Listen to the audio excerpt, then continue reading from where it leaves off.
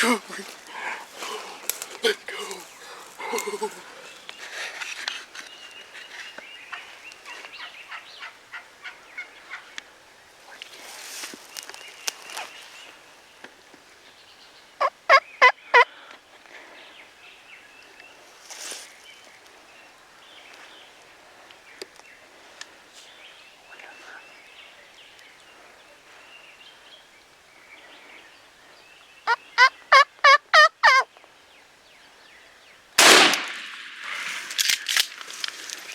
Get out there again.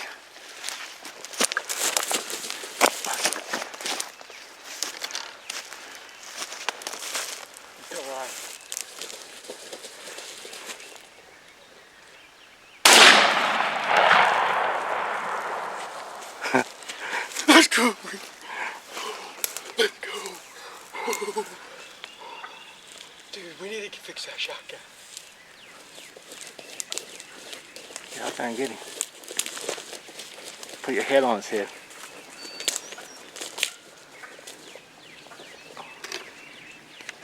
Dude. His beard is huge. Let's go, baby. He was 40 years old. Look at his hooks.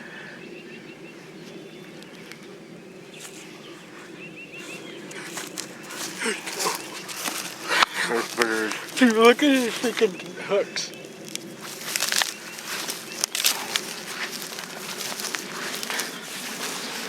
Look at that thing.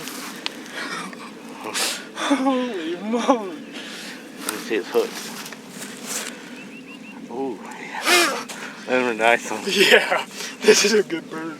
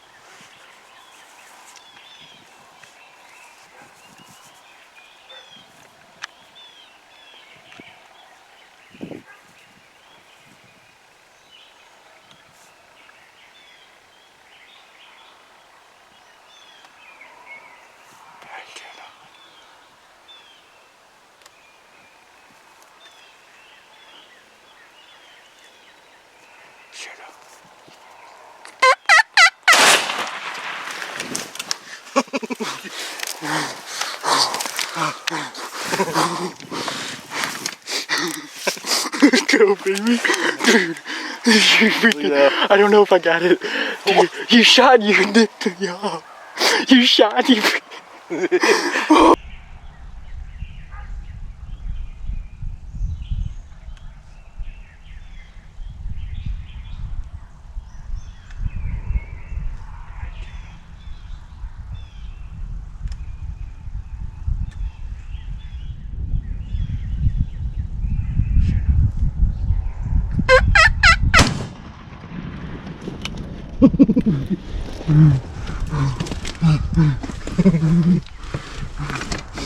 How far did we watch that thing work from?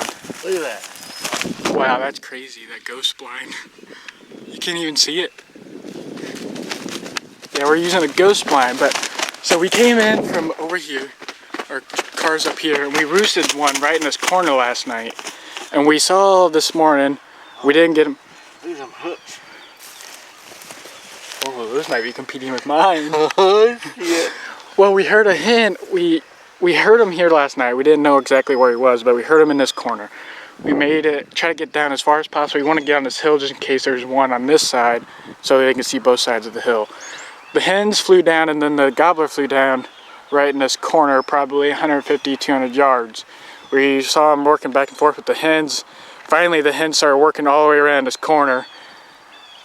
All the way around this corner, they saw the decoys, and as soon as the hens got too close to this Jake decoy, he popped strut, then went full down and started running at the decoys. There's the car. Yeah, there's the car right there. Like, this is a place we've had permission for 4 years, and we've never hunted this side because it's always overlooked. Because there's a highway coming right here and a highway right behind our car. So but Dad saw these turkeys last night. Dad saw these turkeys last night when he was going into town. Look how white, look how brown he is right here. Yeah, he's pretty. Look at that. I've never seen a bird like, I bet that's dirt. From him fanning, you think? No, it's just that light. You think it's that light? Let me see the beard. Oh, yeah, doggy. Come on, put it right here.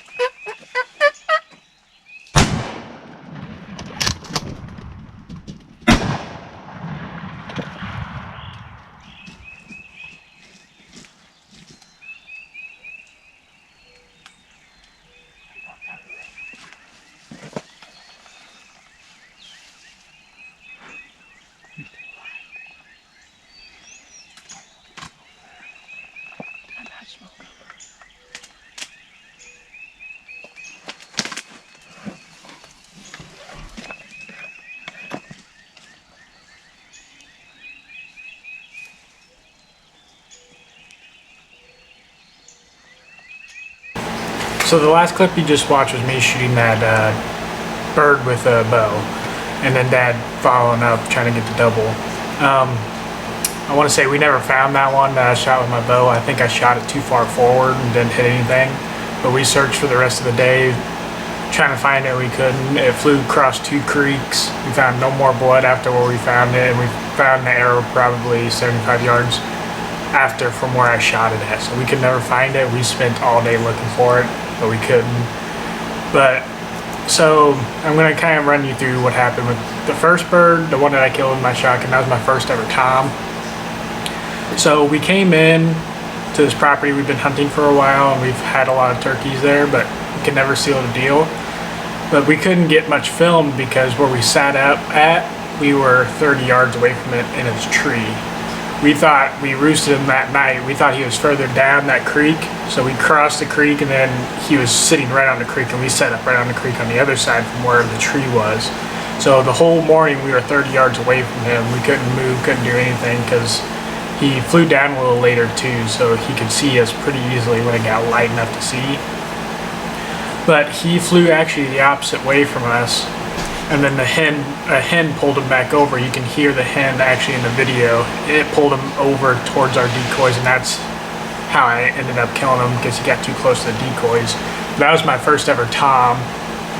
I killed one Jake before that a long time ago, like 3 or 4 years ago.